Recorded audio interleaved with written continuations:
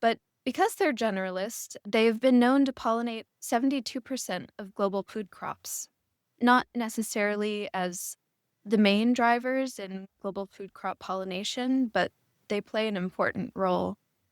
There was one study that found that when hoverflies were present in oilseed and strawberry production, they achieved similar seed set as a single honeybee colony, which I think is just remarkable given that they're unmanaged insects, unmanaged insects pollinators, unlike honeybees, where, you can place them near your crop and expect pollination to occur. So I want to highlight that their role is really quite impressive, that they're an important aspect in our food production.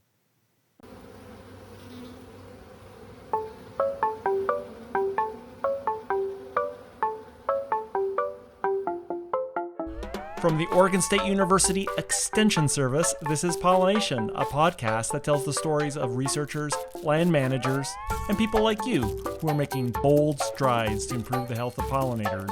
I'm your host, Dr. Adoni Malathopoulos, Associate Professor of Pollinator Health in the Department of Horticulture. Hoverflies are in every garden in North America. They're often confused with bees, but they're from an entirely different order of insects. With me this week to talk about the biology of this diverse group of insects is Nina Miller. Nina is a master's student at OSU's Garden Ecology Lab and is focused on hoverflies. This episode is going to be a really great crash course in the variety of hoverflies, their varied life history patterns, and how you can encourage them into your garden. I also want to note that the Garden Ecology Lab has a unique way of supporting work like Nina's. Funding from community members goes to supporting 2 graduate students per year. I don't know any other program that does this. I'm going to leave the links in the show notes to the Garden Ecology Lab with instructions on how you too can donate and add your name to this group. But without further ado, let's take a deep dive into the world of hoverflies this week on PolliNation.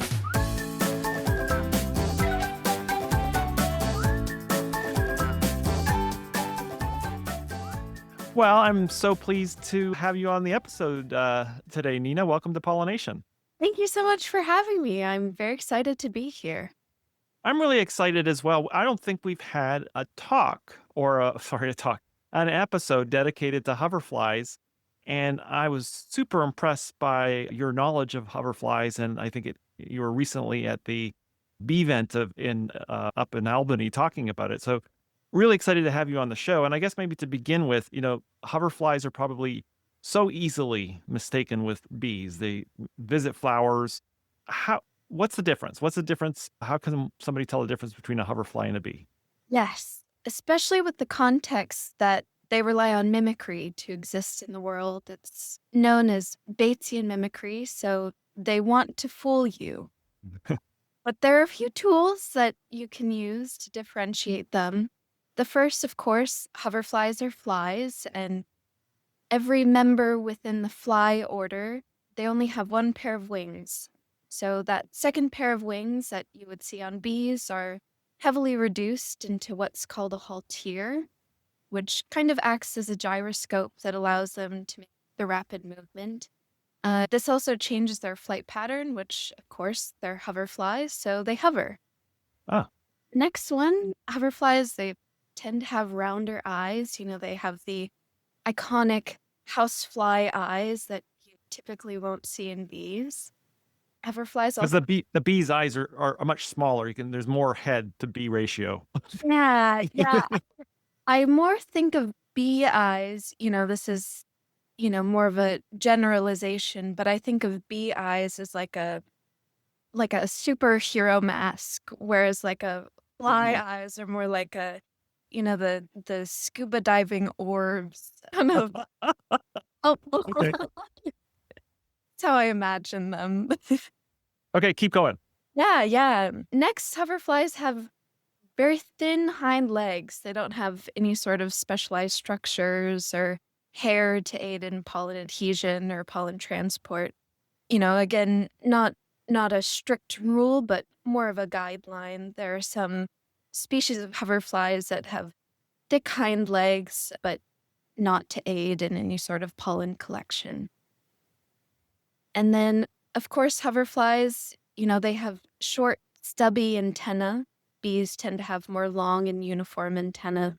I feel like this is a key that's can see it a little bit easier in the field, which is quite helpful.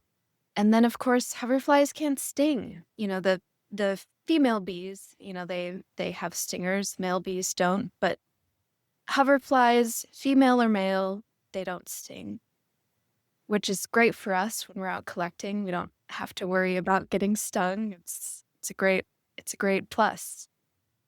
One thing I like to add to this is a characteristic that you can really see best under a microscope, but I think it's important to note. Most members of this family, the hoverfly family, they have something called a spurious vein on their wing. No other family of insects have such a trait. Not Right, all. spurious in terms of, like, are you really a vein or not? Yes, exactly. Yes, yes. Yeah, it's a false vein. Yeah, it's Okay. false vein, but it's a helpful tool, especially for some of the hoverflies that don't look like bees. They look more like your typical housefly. So that's one of my favorite diagnostic tools when I'm IDing syrphid. Maybe people don't know what a vein is on a wing. What is spurious vein? Like, why is it false looking? Maybe tell us about that quickly. Yeah, so on insect wings, there's venation, you have wing veins. Some of these, the way that they're laid out can be helpful in guiding identification. On hoverflies, they have this half vein that kind of divides the wing in half, that front main wing in half. It's kind of hard to describe, without an image, but it's more of like a paintbrush stroke, just Oh. halfway across the wing. It's quite cool. I'm Yeah. gonna take a look the next time I look. Yeah, I would recommend it. They're pretty cool. Well, I guess now we're maybe I knew the difference between a hoverfly and a bee, but for me, hoverflies are one thing. I just put them all into one bucket.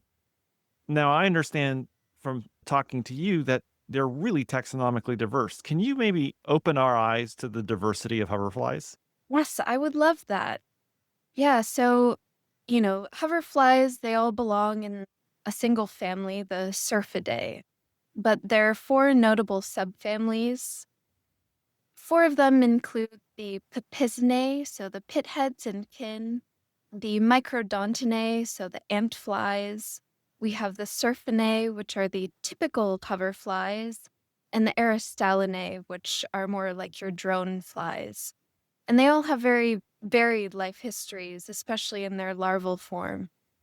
The Papisinae, they're all predaceous as larvae, so they eat aphids, scale insects, and thrips, so they're very valuable in garden systems. They're flower visitors as adults, so they're important in pollination. The Microdontinae, they're one of my more curious subfamilies that I think are very interesting. All of the brood stages of this Microdontinae, they all reside in ant colonies. They're considered parasites of an entire ant colony. So as larvae, the Microdontinae eat ant brood. There's a lot of questions about, the extent of their larval diet since they exist in ant colonies, so it's hard to observe them.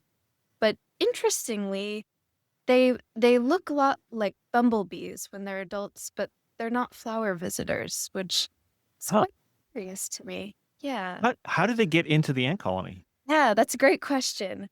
They release a pheromone that fools the ants into bringing the eggs into the colony. Oh, It's it's magic. It's magic. Yeah, there's talk that the egg-laying adults will lay the eggs just outside the colony or time it in a way where the egg will fall into the colony. But again, this subfamily is there are a lot of mysteries about it. There are many mysteries, but Okay, hopefully we're 2 in. We got more to go. yes, we are 2 in, we are 2 in. So the third one is the Surfinae, so the typical hoverfly, and this is a subfamily that you'll see the most out and about in Oregon. Like the Pipizinae, they are predaceous as larvae, so they eat a lot of the common garden pests, so your aphids, scale insect, thrips, mealybugs. They're quite a helpful insect. And then the adults are pollinators. And then our last subfamily is the Aristallinae, and this is the most diverse subfamily when it comes to natural history is larvae. Their diets really vary. Some of them eat detritus, some of them eat feces, some fungus, and some of them consume plant matter. Wow. Because of the different diets, their bodies are drastically different. So, with the larvae that consume plant matter, they have more of a compressed body. Think of it more like a caterpillar, without any sort of pro legs or aid and but they're very different, the ones that eat plant matter, from the ones that consume detritus. So the ones that consume detritus are your iconic rat-tailed maggot that exist in more aquatic systems and are very much a blob organism. But despite all of the varied diets as larvae, all the adults are flower visitors, so they're all important pollinators. Are these in this group, is it monophyletic, or does it or the dung eaters, and do they just emerge multiple times? Is it I'm not sure. Yeah, I'm not sure. I know the Pipizinae, they're Pisne? so the Pipizinae was the first subfamily that Oh, okay. Sorry. yeah, they were originally classified within the Aristallinae, and it I think it was 20 years ago that they were reclassified into their own individual group. So more to say that the Aristallinae, that subfamily, is quite complex, and I wouldn't be surprised if it was paraphyletic, but I'm not sure. Fascinating. Well, what are we looking for in terms of species counts, let's say Mm, in North America, for this whole group? I don't know. Yeah, I do not know. Oh, not for the Aristolinae, but just for the hoverflies. For the hoverfly, I'm not sure. Okay, well that is a good telling answer, because if one was studying bees, you would know immediately 4,000, and it does suggest to me that there's a lot of species that remain undiscovered, or there's a Mm, lot of it's hard to get a count. yeah, especially with the Microdontidae, since they exist most of their life in ant colonies, and then the adults aren't flower visitors, so they're kind of a mystery of a subfamily, which is just quite fascinating to me. I guess I think this is super fascinating. A group of flower visitors, not all of them, that you see have such diversity in life history. Is there anything more that you want to tell us about sort of these patterns of diverse life history and with relation to hoverflies? Yeah, yeah, so one of the things that I like to talk about is, because of the varied life histories, they hold very special roles in ecosystem services. So, we have the predaceous larvae that consume very significant garden pest insects and agricultural pest insects. A great number that I like to highlight is that 1/3 of all of the Syrphidae are predaceous on aphids. So this doesn't include Wow. yeah, it's a huge number, but that doesn't include, your thrips or your mealybugs. So I just think that is such an impressive value to highlight. To kind of further that number, there was a report that showed one species was able to consume between 100 and 500 aphids throughout their larval stage, where they Wow. spend about 1 to 3 weeks in that stage, which is just an astounding number of aphids consumed.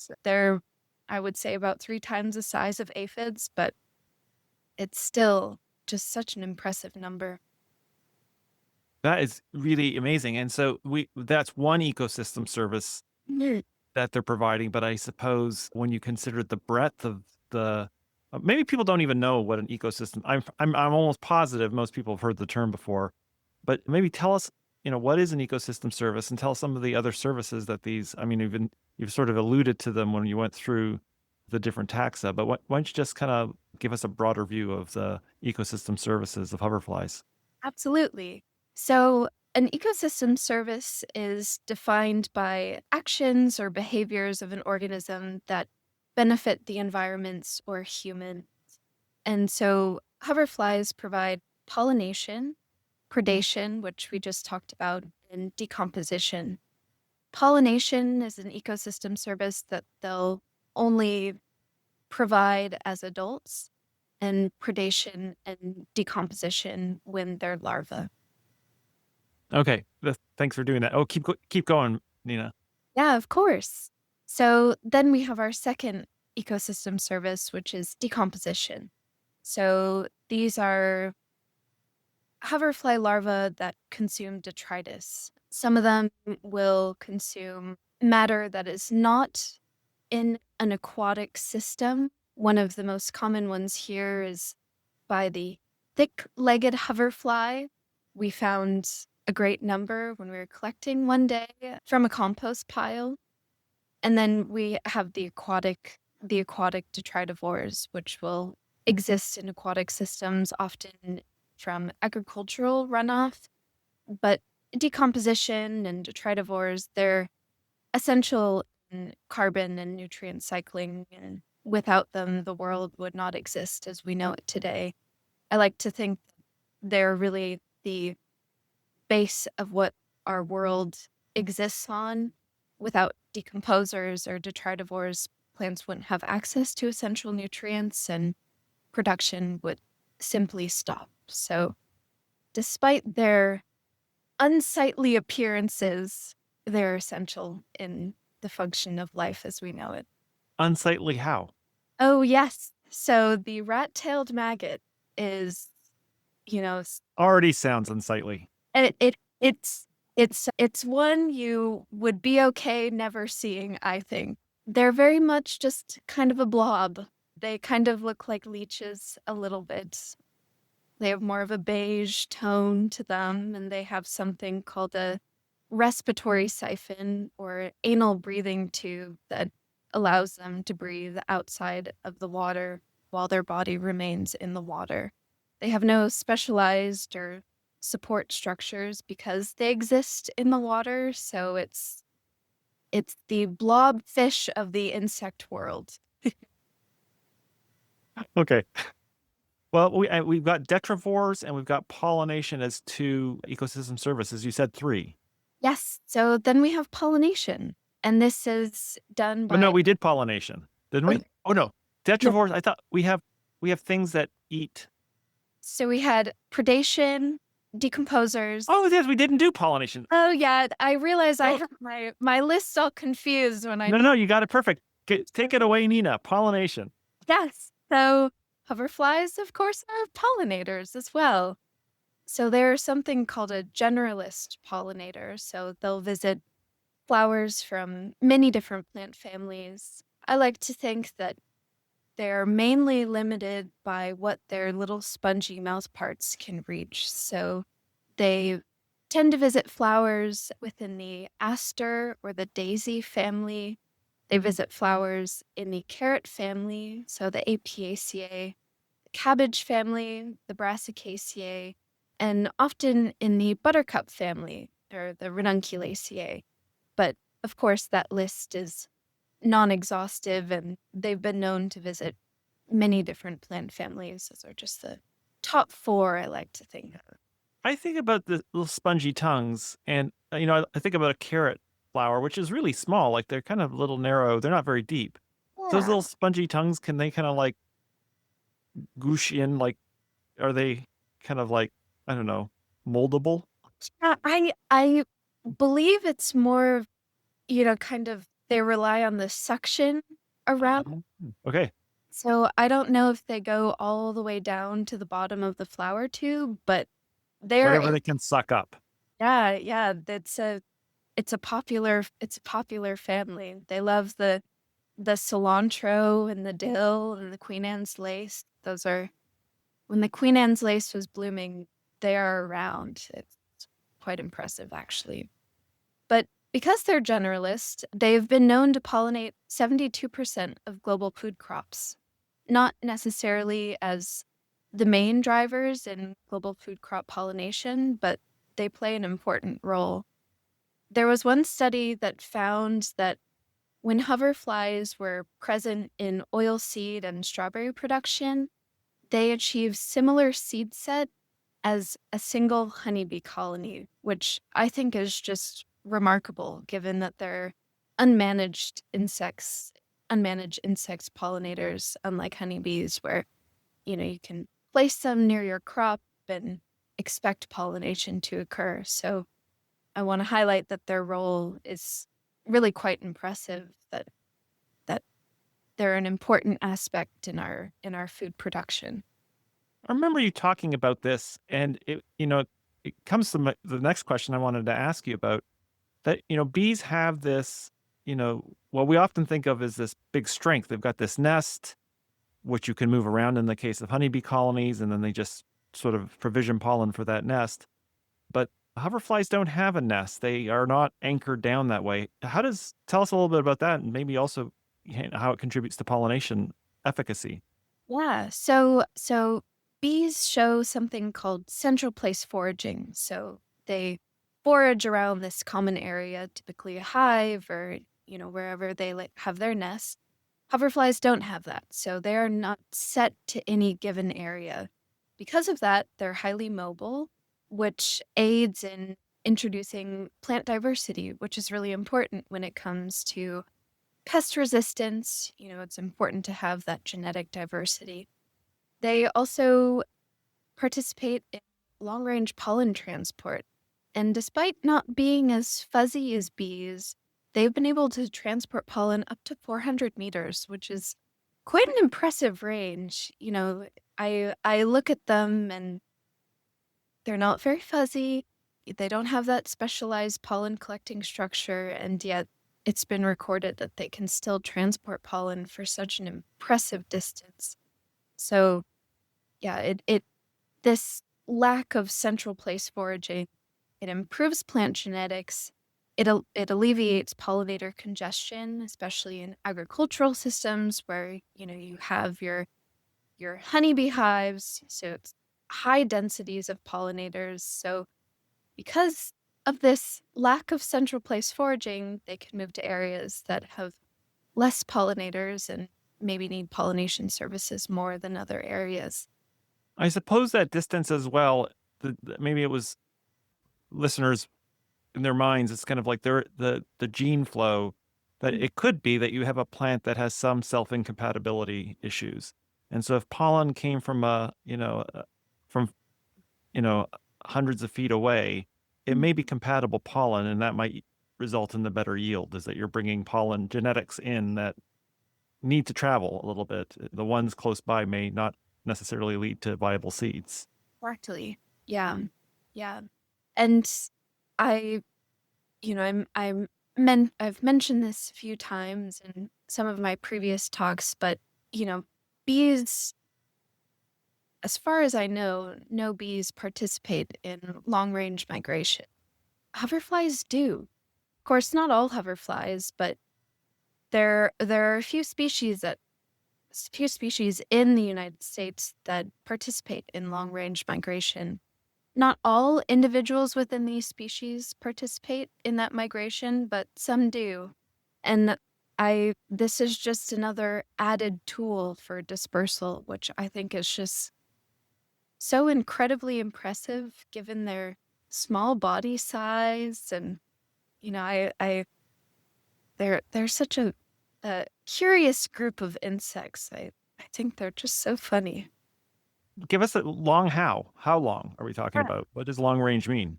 There There has been records of long-range migration up to 300 kilometers, Oh my goodness. which is a huge distance to travel.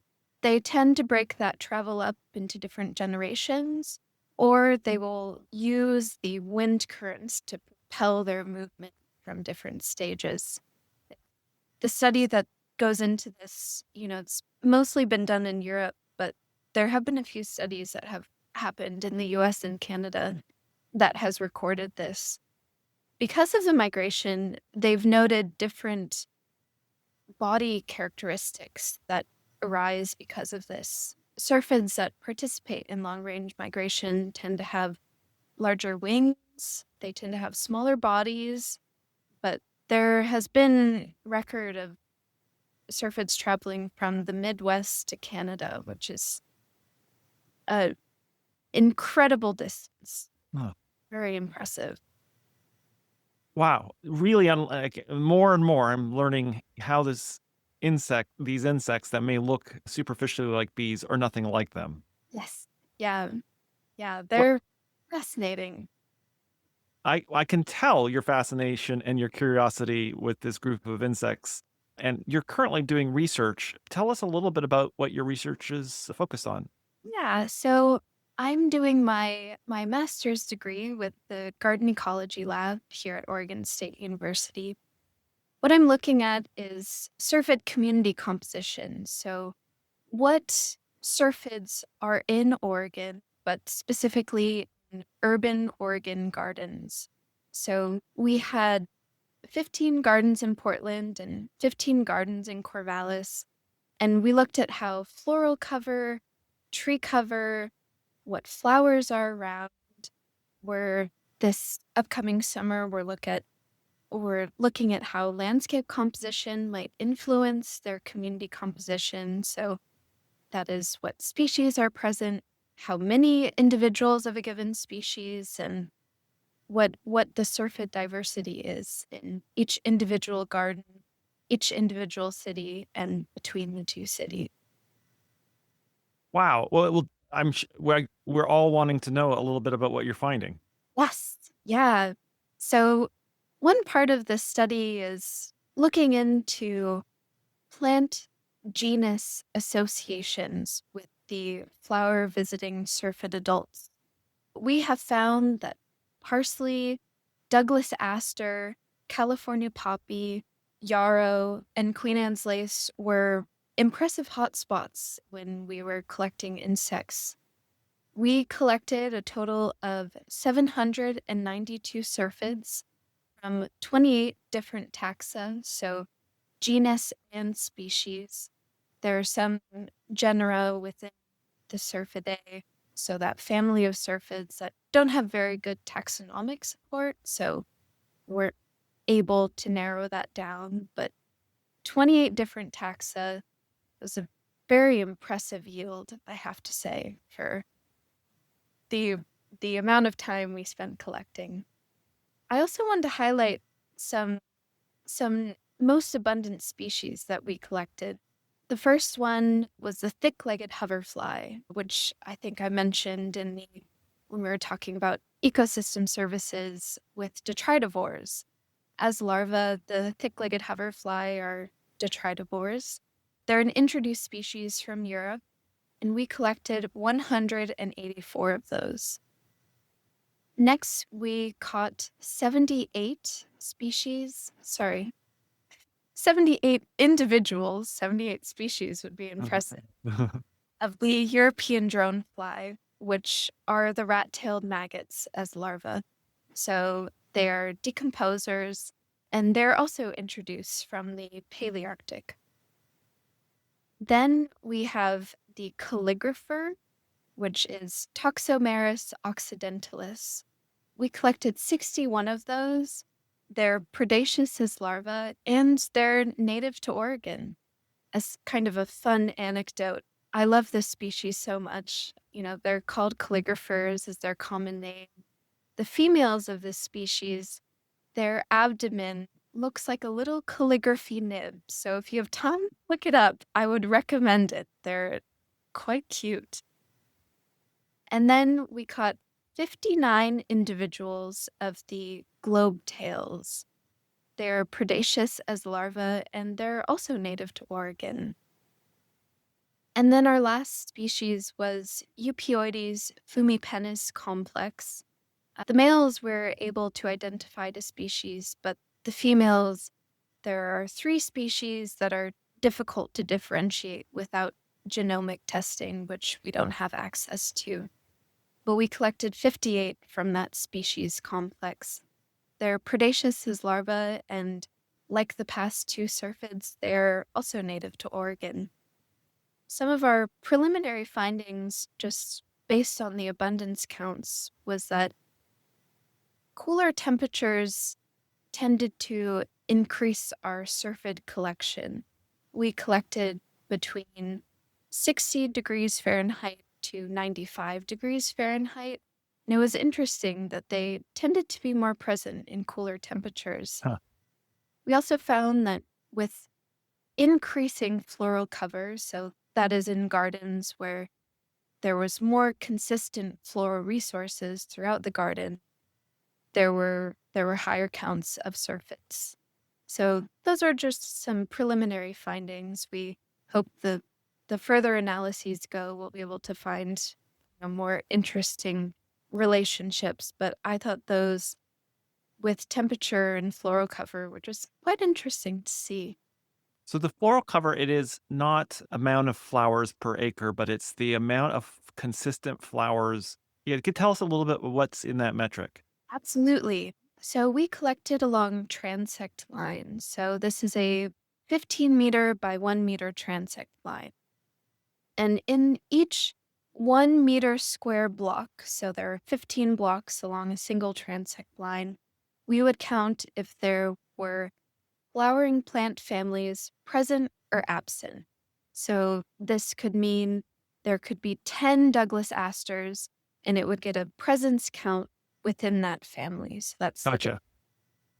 so that 1 meter transect area could host many different plant families, but say only 6 flowers in total. So it was less a metric of, abundance and resource availability, but more what was around. Yeah, it's difficult to measure resource abundance without directly measuring, what pollen and what the pollen composition is within flowers. So this was just a kind of one route that we took to hopefully see any sort of correlation. Well, it looks like you are, and yeah, I guess this kinda leads into, I know you're early in on the work, but Mm, we've had lots of episodes where people have talked about how to support bees. You're the first person we've ever had who can give us a message about what gardeners can do to encourage the diversity of these hoverflies on their property, and I guess that was one of them right there, just that there is this seems to be this relationship between floral diversity mhm. and the number of species you're gonna find. Yeah, at least with abundance counts. We haven't looked at how it'll affect richness, but with abundance counts, I think that was a very interesting note that it at least influences one of those community composition metrics that we were hoping to look at. So some of the things that you can support syrphids in your garden, kind of what I mentioned earlier, we have the parsley, the California poppy, the common yarrow, and the Douglas aster that were hotspots for these syrphids. Next, and I think this was a very interesting article that I read. It talked about how pairing native plants with non-native plants alleviated some of the stress that the specialist bees experienced with generalist foragers. And syrphids are generalist foragers. Even the native syrphid species are generalists. So this is a quite an interesting tool to have a more interactive garden where you can have specialist insects on those native plants with the generalist, not necessarily introduced, but the generalist insects on those non-native plants. Next, I I've been encouraging gardeners to be hesitant about incorporating shallow water features into their garden that are not treated with BT. So, this is a bacterial insecticide that specifically targets Diptera larvae, so the fly order larvae. So, it'll target, your mosquitoes and your crane flies in the water. This recommendation comes around, I mentioned the rat-tailed maggot, which is within it's a larval form of the European dronefly, which is an introduced species. Because there's not a lot of research going into, invasive status of some of these syrphids, I don't want to speak in absolutes, but it has been recorded that this European dronefly has been pushing out a native species that occupies a similar habitat, and there have only been a few counts of this native species. They've been pushed out along the mountain ranges with only a few counts since the early 2000s. So, this has been one of the recommendations that I've been hopeful to share in potentially minimizing that European dronefly population in the hopes that we can see this native species come back. Next, I have been encouraging people to plant more trees, especially in areas with high heat index, so areas with larger portions of impermeable spaces. So, a lot of concrete, a lot of buildings, not a lot of green spaces to manage the temperature flow. I think there are larger policy changes on, expanding green spaces in cities equitably and reducing the use of fossil fuels. But this is a really excellent way and direct actions that gardeners can take to reducing the stress experienced during high heat days, even with bees. So it's really kind of an all-purpose tool for most beneficial insects. And then kind of the second to last one, people have been composting less or simply not at all. And, we have this whole group, this whole subfamily of insects that have been known to be decomposers and benefit from composting systems. So I've been encouraging people to think about how they can incorporate a compost pile into their gardens.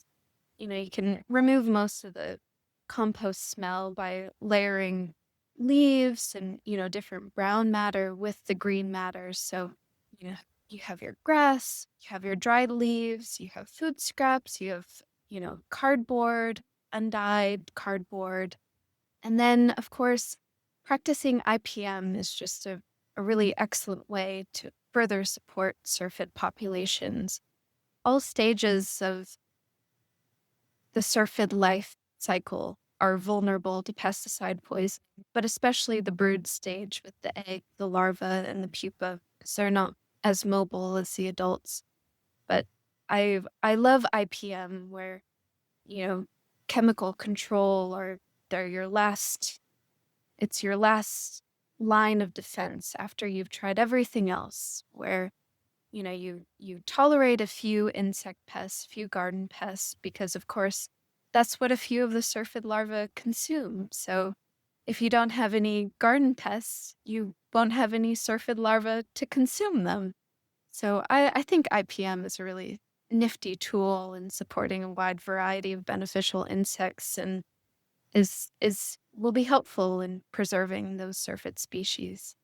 I suppose, they're also part of the integrated pest management. I remember we had an episode, a couple years ago with Iwasaki Brothers Nursery where the the nursery manager would use sort of the accumulation of syrphids over certain nursery plants as an indication of, like, pest pressures rising, and also really tried to encourage them at the same time as really trying to think about ways to bring them into the nursery production, but they knew that was also an indicator that aphid pressure was building up, and she could just walk through the greenhouse and spot the hot spots and then be very deliberate with her pest management. Yeah, I mean, they're a natural enemy. Yeah, they're our pal in garden systems. Yeah, they're a fascinating group, and this is around the time where you'll start seeing the larva more. I If you have any sort of brassica, so any, mustard, kale, cabbage, broccoli, if you look under the leaves, especially if you have aphid infestation and you see kind of like very kind of slug-like, it is likely that it's a hoverfly larva, and that's one of my favorite things to do is look under the leaves of, aphid-infested plants. I'm trying to see if I can find one. They're very they're very charming. They're very charming. Well, Nina, we really appreciate you taking time to tell us about this fascinating group of insects, and we hope to have you back on the show as your research starts to coalesce into you start to get some findings that come together and are able to tell us a little bit about the patterns you're seeing in Portland gardens. That would be great. Thank you so much for having me. It was a true honor. Thank you so much for listening. Show notes with links from each episode are available at the website pollinationpodcast.oregonstate.edu. I also love hearing from you, and there's a form at the website where you can pop in and say hello and give me feedback. If you want to support the show, remember to leave a rating on iTunes, Spotify, or whatever podcast mothership you use. And finally, if you have the means and you want to help support my lab's effort to document bee biodiversity in Oregon, visit OregonBeeAtlas.org and follow down to the donate button where you can make a tax-deductible donation to the Jerry and Judith Paul Native Pollinator Endowment. Every little bit helps. See you next episode.